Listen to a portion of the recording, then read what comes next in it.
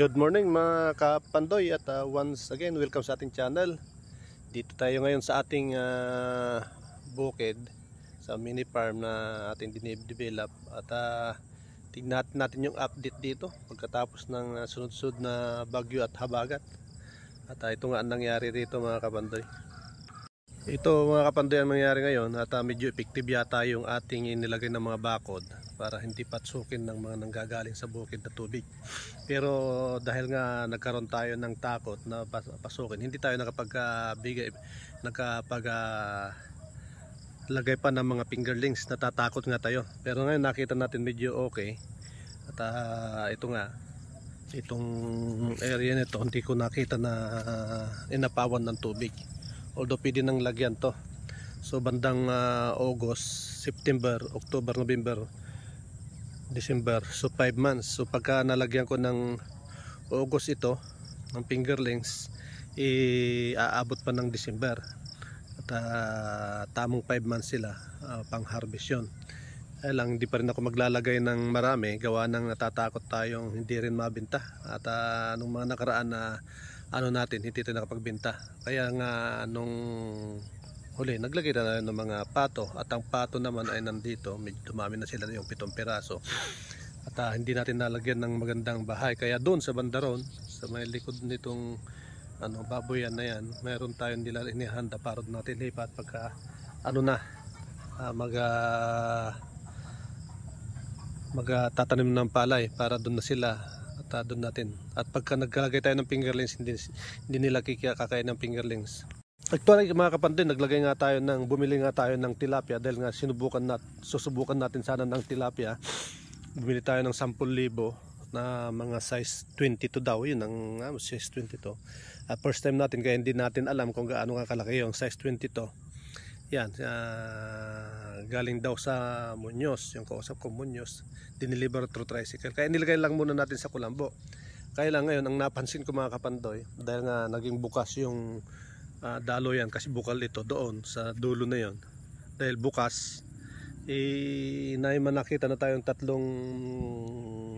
hito rito na kasi lalaki na ang hintuturo. Ito nga kapandoy nandito, yung hito, dalag, yun kapandoy, kung mapapansin nyo, yung dalag. Andun sa tulo yung dalag mga kapandoy, yun. So natatakot tayo na pakawalan yung ato sa lugar na ito. Kaya gagawin natin, palalakin natin sila kung sana lumaki at na hindi nakayanin ng mga dalag na yan, nakainin yung hito, kundi sila lang makikinabang doon sa binili natin ng Pero isang bagay na napansin natin mga kapandoy doon sa mga tilapi natin, maliliit at marami pang namamatay. So focus ulit natin dito sa dalag na nandito. May talag dito. May talag na nandito sa lugar na ito. Yun mga kapandoy. Nakita yung kapandoy, lumalaki na dalag na yun. So yun ang uubos. Uubos dyan sa mga fingerlings natin. Pero kung makakuha sana tayo ng hito na ganyang kalalaki, hindi na nila kayang kainin ng hito na ganyang kalalaki. 3 yung kahapon kapandoy nung nakita ko. Yan, tingnan natin yung mga kinuha kong tilapia na kung saan talagang maliliit sila, size 22 daw. Ito mga kapandoy, yung ito kaya napapansin natin na maraming lumulutang. Yun ang bali gusto natin pag-aralan, bakit lumulutang yung mga tilapia na yan na maliliit. Ito kaya may sakit o alang di pa natin nalinis. Dapat malinis pala ito para hindi magdamay. Yung mga kapandoy, mukhang di lumalaki. 1 linggo na sila. 1 linggo na sila nung pinakawalan natin dito. At pinapakain natin sila ng booster, 1 Primas booster. So yan mga kapandoy ang ating rito. Palalaki lang naman sila na kaya lang titingnan natin kung dito pa rin sa area natin pakakawalan or hanap tayo dito. May mga pa kasi pwede natin kung hito sana ilalagay natin dito, medyo safe tayo.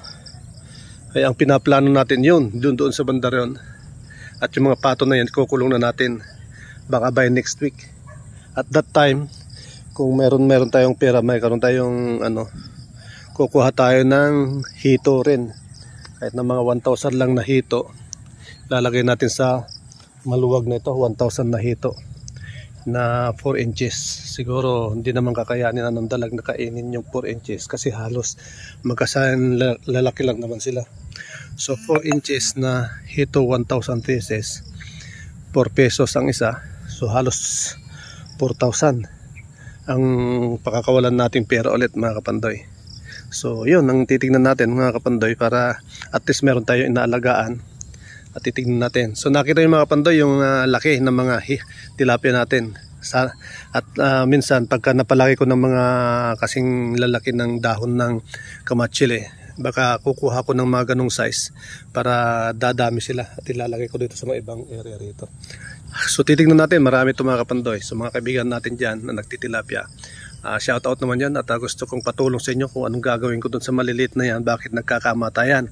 May pagkakamali ba ako sa o talagang yan ay nasaktan lang nung dineliver sila noon ng unti-unting namatay. So mga kapandoy, at patulong naman sa mga kaibigan natin dyan. At yun lang, at sa susunod bibigyan ko kayo ng update ulit dito sa ating ginagawa. So please subscribe naman sa mga kaibigan natin dyan at ang ma-update kayo sa mga gagawin natin dito sa ating unang attempt na pagtitilapia. Nagsimula tayo sa maliliit, 22 inches, 22 ang size 22 daw ang sabi ng aking pinagkuhanan. Yun lang at maraming salamat.